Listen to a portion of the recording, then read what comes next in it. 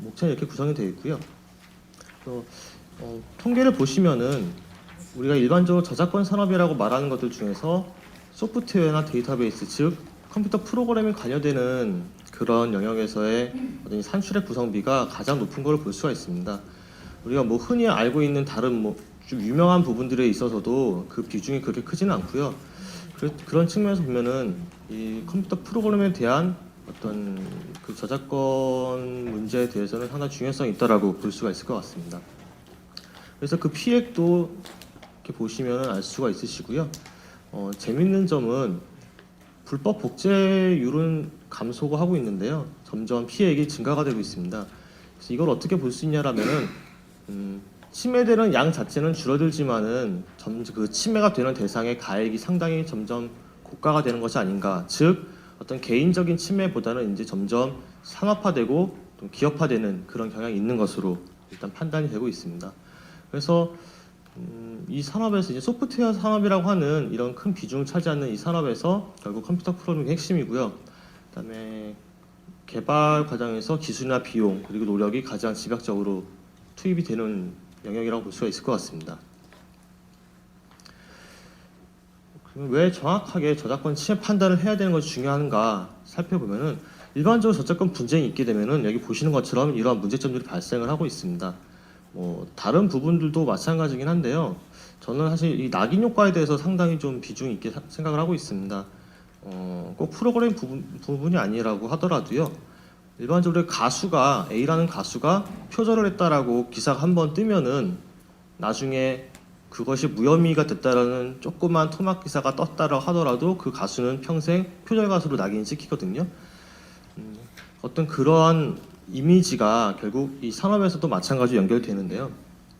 한번 저작권 침해가 있었던 기업으로 낙인이 찍히게 되면은 어떤 이 윤리적인 부분 점수에서 사실 상당히 문제가 발생하게 되고 제품을 파는 데 있어서 어떤 좀 불이익이 상당히 많은 것을 저희가 좀 발견할 수가 있었습니다. 어떤 기업 같은 경우에는 그 해당 분야에서 입찰 자체가 아예 원천적으로 금지가 되는 경우도 볼 수가 있었고요. 그래서 상당히 중요한 부분이라고 볼 수가 있습니다. 보통 컴퓨터 프로그램은 크게 5가지 단계에 의해서 개발이 될 수가 있습니다. 보시면 어떤 기본적인 프로그램의 목적을 기능이나 목적을 설정할 수가 있고요. 그리고 그다음에 그런 것들에 따라서 구체적인 기능들이 설정이 되고 그리고 이제 전반적인 프로그램 디자인을 하게 됩니다. 보통 이 단계를 저희가 이제 설계 단계라고 많이 표현을 하고요. 이제 4단계에서 실제적으로 개발자가 그 프로그램 작성을 하게 됩니다. 보통 이제 코딩 단계라고 많이 얘기를 하고 그리고 마지막으로는 작성된 프로그램이 오류가 있는지에 대해서 이제 검토를 하는 단계로 이루어지고 있습니다. 우리가 일반적으로 프로그램이라고 지칭하는 것은 결국에서 4단계에서 만들어진 최종적인 산출물, 즉 개발자가 작성한 그러니까 손으로 직접 작성한 그 소스 코드를 지칭한다라고 일반적으로 보고 있고 좀 더 확장시킨다고 한다면 이 소스 코드를 실제로 컴퓨터가 작동할 수 있게끔 변환된 실행 코드 단까지도 우리가 프로그램이라고 지칭을 하고 있습니다. 각각의 단계에 투입되는 노력의 정도는 모두가 상이하고요. 또 문화나 국가에 따라서 또 그 비중이 상당히 상이한 것을 발견할 수가 있습니다. 소프트웨어 공학적으로는요. 특정의 컴퓨터 프로그램이 작성되기 위해서는 이 설계 단계에서 70의 노력이 필요하고 그다음에 이 코딩 단계에서 마지막에 20-30%의 노력이 필요하다고 이게 교과서적으로는 규정하고 있습니다. 다만 이제 실무적으로는 어떤 개발 일정이나 그다음에 발주자에 의한 어떤 좀 잦은 변경들을 인해서 사실 이 설계 부분에 대해서 상당히 간과하고 지나가는 경향이 많고요. 실제로는 뭐 시작과 동시에 바로 코딩을 한다든가 하면서 설계를 한다든가 좀 그런 문제점들도 많이 있긴 있습니다. 그렇기 때문에 이제 구체적으로 딱 무언가가 픽스된 상태에서 진행이 되지 않고 많이 오류가 발생할 수 있는 그런 구조라고 볼 수가 있습니다. 그래서 보통 이제 선진국 우리가 흔히 말하는 이제 뭐 IT를 개발하는 선진국들 경우에는 사실 이 설계 단계에서 상당히 많이 비중을 두고 있다라고 그렇게 얘기를 하고 있습니다. 그래서 저작권 침해가 있게 되면요, 일단 기업 입장에서는 회복하기 어려운 손실이 발생하게 됩니다. 이거는 일단 여기서 작성한 거는 이제 우리가 흔히 저작권 침해를 당한 기업 입장에서 손실이 발생할 수 있다라고 생각할 수도 있는데요. 반대로 이용자 역시도 큰 손실을 발생할 수 있습니다. 왜냐하면 그 보호하는 정도가 강하게 될수록 그 이용자 역시 그 해당 프로그램이 몸을 담고 있는 그 시장에 진입하기 위해서 투여돼야 되는 재원이라든지 그 노력의 정도가 상당히 과다해지기 때문에 어떤 그런 것들이 이제 영업적인 손실로 발생할 수 있다는 점이고요. 그래서 결국 그러한 부분들이 확장이 되게 되면은 그 분야에 대한 산업계가 전체적으로 좀 위축이 될 수 있는 그런 결과를 발생할 수가 있습니다. 즉 권리자 입장에서는 자신의 저작물이 누군가에서 침해될 수 있기 때문에 적극적인 투자나 개발을 좀 꺼리게 될 수 있고요. 이용자 입장에서도 내가 이용한 이 프로그램이 향후에 누군가에 의해서 저작권 침해로 제기가 될 수 있기 때문에 그 부분들에 대한 이용을 좀 꺼리게 되는 좀 양쪽에게는 악순환들이 발생할 수가 있게 됩니다. 그러면 저작권 침해를 보통 어떻게 판단하느냐? 법 이론적으로는 크게 세 단계로 나눠집니다. 일단 그 프로그램 작성한 자가 유효한 저작권을 보유하고 있어야 된다는 전제가 있고요. 이 전제 바탕에서 과연 침해자가 그 권리자의 프로그램을 보고선 작성을 하였는지 그것을 의거라고 하는데 그러한 과정이 있었는지와 그리고 그 보고 베낀 부분이 과연 법적으로 실질적으로 유사한 상태에 있는가 이렇게 세 단계로 나눠서 판단을 하고 있습니다. 그런데 첫 번째 단계는 일단 기본적인 전제이기 때문에 뭐 판결에서도 사실 일단 사실관계적으로 넘어가고 있고요. 가장 중요한 부분이 과연 의거가 있는지 그리고 실질적 유사성이 있는지에 대한 부분입니다. 의거에 대해서는 저작권법이 보통 이제 표현에 대해서 보호를 하고 있다고 하지만은 단순히 상대방이 내 거를 보고 베꼈다라는 그 사실을 밝히기 위한 단계이기 때문에 그것이 아이디어가 침해되는지 표현이 침해되는지를 따로 나눠서 보고 있지는 않습니다. 반면에 그 베껴 쓴 부분이 실질적으로 유사한지 여부에 대해서는 저작권법이 표현에 대해서만 보호하고 있기 때문에 창작적 표현에 한정해서 그 부분들을 보고 있습니다. 사실 이제 이 두 가지 차이점이 이제 뒤에서 보시는 것처럼 각각 판결에서도 조금 혼동되는 부분들이 있고요. 이것을 어떻게 선을 그을 수 있을 것인지가 사실 프로그램 부분에 있어서도 상당히 난점이라고 볼 수가 있습니다. 그리고 이제 과연 저작권을 어떤 경우에 침해했는가 그것을 판단할 때 가장 전제가 되는 부분들은 저작권법 1조에서도 천명하고 있는 부분이긴 한데요. 저작자의 권리를 보호해야 된다는 측면하고 그다음에 관련 산업의 발전을 위해서 이용자의 정당한 이용이 촉진되어야 된다는 그 두 가지 가치를 서로 균형감 있게 가져가는 것을 저작권법에서는 목적으로 두고 있습니다. 그렇기 때문에 그 저작권 침해를 판단하는 것이 다른 일반적인 법익 침해 여부를 판단하는 것과 좀 달리 다소 관념적인 부분에 대한 판단이 될 수도 있고요. 정책적인 판단이 될 수도 있는데 그런 점에 있어서 이 두 가지 가치가 서로 균형을 이루는 것이 필요할 것 같습니다. 그렇다면 우리나라 법원에서 일반적으로 실질적 유사성, 그러니까 컴퓨터 프로그램에 대한 저작권 침해 판단을 어떠한 근거를 가지고선 판단하고 있는지 좀 내용을 좀 살펴봤습니다. 일단 지금 제가 PT로 제시해드리는 부분들은 몇 가지 그냥 샘플링한 거고요. 그 논문을 보시면 좀 더 다양한 판례들이 제시되어 있습니다. 먼저 실질적 유사성이 인정돼서 저작권 침해에 이른다고 판단된 판결을 먼저 두 가지를 살펴보겠는데요. 서울중앙지법에서 있었던 2010년에 있었던 판결입니다. 업무용 통합 프로그램이라 한 게 결국에는 그 그룹웨어 시스템이라든지 ERP 이런 시스템을 말하는 건데요. 판결에서는 일단 기본적으로 정량적 유사도를 중심으로 해서 판단을 했습니다. 그래서 각각 프로그램을 기능 단위로 구분이 될 수 있는 프로그램이어가지고 그걸 쪼갰고요. 그다음에 그래서 어떤 기능적으로 접수나 발송을 담당하는 그 프로그램의 유사도는 38.5%, 그다음에 감정 평가서 작성 프로그램의 경우에는 96.9% 이런 식으로 이제 각각의 프로그램을 쪼개서 유사도를 산정을 했습니다. 산정을 한 결과 이런 부분들은 사실 뭐 퍼센트가 낮지만 가장 중요한 부분이라고 할 수 있는 이 감정 평가 작성 프로그램의 유사도 같은 경우는 96.9%에 달한다라는 그런 점 등으로 인해서 일단 실질적 유사성이 있다라고 판단을 했고요. 또 이 정량적 유사도 이외에 정성적 유사도라고 해가지고 몇 가지 베껴 쓴 그런 증거들을 발견할 수 있었다라고 제시를 하고 있습니다. 유사도 상점 방식은 이렇게 보실 수가 있는데요.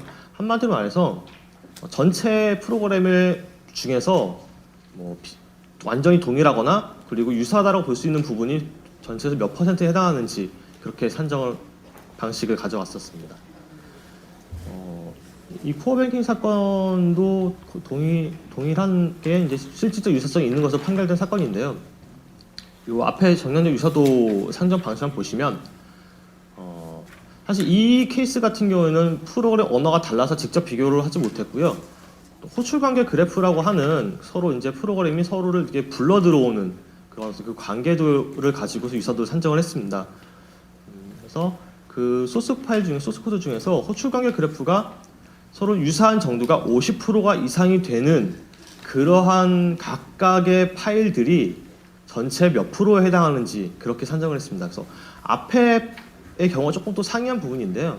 각각을 쪼개서 이렇게 보았다는 부분들이 조금 독특한 부분이 있는 것 같습니다. 기본적인 방식은 사실 다른 사례에서는 많이 찾아볼 수 없는 케이스이긴 한데 호출 관계 그래프에 대해서 정량 유사도를 이렇게 산정을 했다는 점이 좀 더 특이한 부분을 볼 수가 있습니다. 그다음에 이제 유사성을 인정하지 않은 케이스가 두 가지가 또 있는데요. 보시면 비슷합니다. 이렇게 퍼센트는 이렇게 나왔지만은 이 케이스에서는 저작권으로 보호하지 않아야 되는 부분들이 사실 이 안에는 유사하다고 판단된 부분들은 많이 포함이 되어 있고 그 부분들이 적절하게 여과가 되지 않았기 때문에 이것으로 인해서 어떤 침해 증거로 이용할 수 없다라는 그런 취지로 판단을 했었습니다. 그리고 마지막으로는 또 비슷한데 유사 기능과 이제 소스 코드를 이렇게 소팅한 결과 그것을 비교해봤을 때 이 정도 유사도 10%, 20%, 11%이 정도 나왔을 때 이것은 이제 유사성을 인정할 수 없는 정도의 수치라고 볼 수가 있습니다. 그러면 정량적 유사도가 과연 무엇이냐라고 봤을 때 개념적으로는 이 문자로 이루어진 소스 코드를 분석해서 일정한 기준을 적용했을 때 그 과연 수치적으로 얼마만큼의 비율로서 나타날 수 있는 것인가 그것을 수치로 나타낸 것을 정량적 유사도라고 볼 수가 있고요. 이 방식을 산정 방식을 많이 활용한 이유는 어떤 객관적인 수치로 무언가 도출된다는 점이 있고요. 그리고 수치로 나타나기 때문에 불필요한 논쟁이 많이 제거된다는 장점이 있습니다. 그리고 어떤 일반화된 양적 기준을 제시해서 좀 예를 들면 만약에 80%가 유사하면은 이건 저작권 침해로 볼 수 있는 것이 아닌가 이런 수준의 어떤 기준을 제시할 수 있기 때문에 법적 안정성이 도모가 되지 않는가 그런 장점들이 있고 다만 이제 특징으로는 우리가 그 저작권 침해 판단에 있어서 궁극적으로는 실질적 유사성을 판단을 해야 되고 이것은 저작권법을 보호하는 창작적 표현에 한정하는데 과연 그 아까 말씀드린 것처럼 일반적인 수준의 의거 상태와 그러니까 아이디어와 표현이 같이 결합되어 있는 상태하고 그다음에 과연 거기서 어떻게 창작적인 부분들을 도출해낼 수 있을 것인가 그 경계를 확정하고 그것을 적용하는 데 있어서 상당히 좀 어려운 부분들이 있다 그런 점을 특징으로 하고 있습니다. 산출 방식은 이렇게 되고요. 어떤 부분들에 대해서 판단할 것인가 그리고 얼마만큼 중요한지 그리고 빼야 될 것이 무엇인가 그러니까 아이디어나 그런 것들 빼겠죠. 그리고 그것을 이제 기계적으로 유사도를 산정하는 방식으로 진행이 되고 있습니다. 각각 살펴보면은 이렇게 원본 기준을 할 것이냐 비교본 기준을 할 것이냐에 따라서 조금씩 이제 유사도가 달라질 수 있습니다. 여기서 보시는 것처럼 원본 기준을 하게 되면은 동일한 부분이 요만큼입니다. 그리고 보통 이제 침해자의 거에 해당하는 이 비교본 기준으로 가면은 요거에 해당하는 부분이 이 사람의 프로그램에서는 요만큼밖에 차지하지 않는다면은 결국 어디를 기준으로 하느냐에 따라서 그 유사도가 달라질 수 있거든요.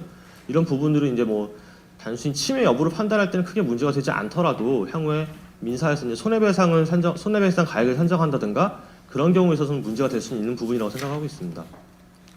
그리고 이제 이론적으로는 양적인 측면뿐만 아니라 질적인 부분을 함께 고려해서 유사성을 판단해야 된다고 보고 있고요.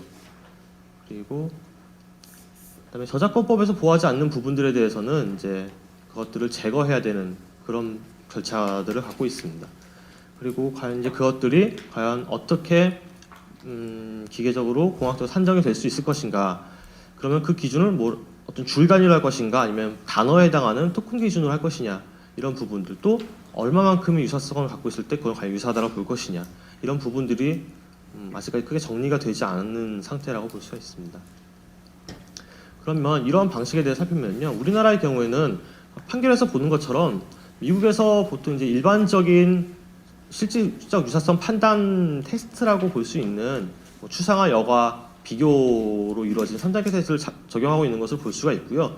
다만 이제 이거를 그대로 적용한다라기보다는 그 상황에 따라 조금 다양하게 변경해서 적용하는 걸 볼 수 있고, 그다음에 앞에서 살펴본 이런 다양한 방식들이 있는데 이런 방식들에 대해서 사실 판결에서는 어떤 이의를 제기한 것을 찾아볼 수는 없었습니다. 그렇기 때문에 어느 정도 공학적인 부분들을 인정하는 것이 아닌가라는 생각도 하고 있고요. 그리고 이제 아까 계속 말씀드린 것처럼 과연 대상을 어떻게 확정할 것인지, 즉 아이디어에 해당하는 부분이 어디고 표현에 해당하는 부분이 어디인지를 선을 그어주는 그 부분이 상당히 어려운 부분으로 나타날 수가 있습니다. 그러면 과연 이런 프로세스의 경우에 적용하는 경우에 어떤 문제점들이 있는지 살펴봤습니다. 크게 세 가지로 나타날 수가 있는데요.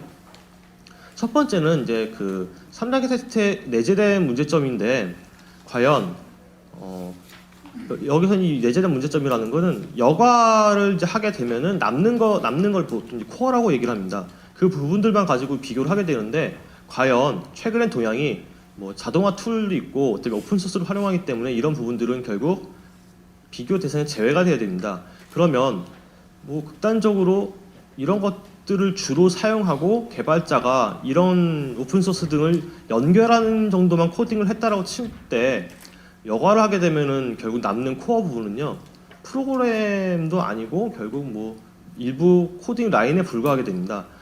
그러면 그것들을 과연 어떤 프로그램이라고 볼 수 있을지 여부에 대해서 상당히 좀 어려운 부분들이 있고요. 그래서 결국에 그 여과를 하고 남은 그 코어 부분이 결국 프로그램의 성격을 갖지 못하고 결국 좀 형해화되는 그런 문제들이 있다고 볼 수가 있습니다. 그리고 이제 양에 따른 왜곡 현상인데요. 결국 이 유사도라는 것 자체가 비율을 나타내는 거기 때문에 과연 똑같은 10%의 유사도를 갖고 있다고 하더라도 그것이 과연 동일한 정도의 침해를 갖고 있는 것이냐, 그런 좀 문제점도 있습니다. 뒤에서 한번 살펴보면은요, 예시로 들고 있는데, 만약에 이제 100라인 중에서 20% 유사도하고요, 10,000라인 중에서 10% 유사도를 갖고 있을 때 양쪽은 100배, 양적으로 본다면 100배입니다. 그래서 지금 이게 뭐 만약에 70%라고 했을 때는 퍼센트로만 봤을 때는 복제를 했을 수도 있겠네라고 볼 수 있지만, 그 양 자체가 과연 아주 미미한 경우, 그리고 10%지만은 진짜 많은 양을 복제했을 경우 과연 이것을 어떻게 봐야 될 것이냐, 퍼센트가 낮다고 해서 과연 침해가 아니라고 봐야 될 것인지, 아니면 양적으로 상당하기 때문에 퍼센트가 작더라도 이건 침해로 봐야 되는 것인지, 좀 그런 부분들 고민이 좀 필요할 것 같습니다. 그리고 마지막으로는 가중치 적용 문제입니다. 아까 판결에서 또 보신 것, 넘어가 버렸네요. 앞에 판결 보시면은요, 여기 보시면 이제 가중치를 적용한 유사도를 산정한 게 있고요, 가중치를 빼고 산정한 경우가 있습니다. 그래서 가중치라는 게 결국 좀 질적인 부분들, 양적인 측면이 아니라 질적인 부분들을 같이 고려한다는 관점에서 보통 이제 많이 사용하고 있는 것인데, 일반적인 뭐 소설이나 뭐 그런 저작물에서야 뭐 중요도 이런 것들이 과연 이제 이런 것들은 뭐 창작적 표현에 있어서 중요하다고 볼 수 있지만은, 과연 이 프로그램에서의 중요성이라는 것이 과연 이 표현에 한정된 것인가, 아니면 기능적인 중요도를 반영한 것인가라는 좀 그런 의문이 있습니다. 근데 이제 실제 판결을 좀 분석하다 보면요, 이게 이제 뭐 기능상 중요도라는 표현을 쓰는 판결도 가끔 나타난 걸 발견했습니다. 그래서 일반적으로 프로그램에 있어서는 아직 이 가중치라는 것이 기능적으로 얼마만큼 중요한 것인가, 그걸로써 좀 더 보고 있는 것 같은데요. 그런 것이 과연 여기서 말하는, 그러니까 저작권법 개념적으로 말하는 실질적 유사성을 판단함에 있어서의 질적인 중요성인가, 그런 부분들에서 조금 고민해 볼 필요가 있을 것 같습니다. 그래서 이제 이런 문제들이 있다라고 많이 봐왔고요. 이런 문제들 발생하는 근본적인 이유는 제가 생각할 때는 일단 저작권 침해라는 침해를 판단한다는 목적과 법리는 이제 법적인 부분에 한정이 되어 있는 반면에 그것을 도출하기 위한 어떤 증거적인 부분들 그리고 그 근거들은 공학적인 개념을 차용할 수밖에 없습니다. 하지만 이 양자가 서로 동일한 것을 의미하는 것은 아니고요. 똑같은 용어를 쓴다고 하고 똑같은 것을 말한다고 하더라도 약간의 미묘한 개념적 차이가 있을 수 있고 그런 것들이 실제 이제 판단을 함에 있어서는 어느 정도의 좀 공백과 또 견해의 차이가 발생할 수 있을 것 같습니다. 그렇기 때문에 이제 좀 이 앞으로는 이 부분들에 대해서 그 서로 간의 갭을 좀 줄이는 노력이 많이 필요할 것 같고요. 그래서 그렇게 돼야지 이제 그 일반적 공학적인 어떤 기법들을 활용하고 있어서 좀 법적인 그 틀하고 좀 어긋나는 부분들이 향후에 좀 더 메꿔질 수 있는 그런 노력이 많이 필요할 것 같습니다. 이상 발표 마치겠습니다.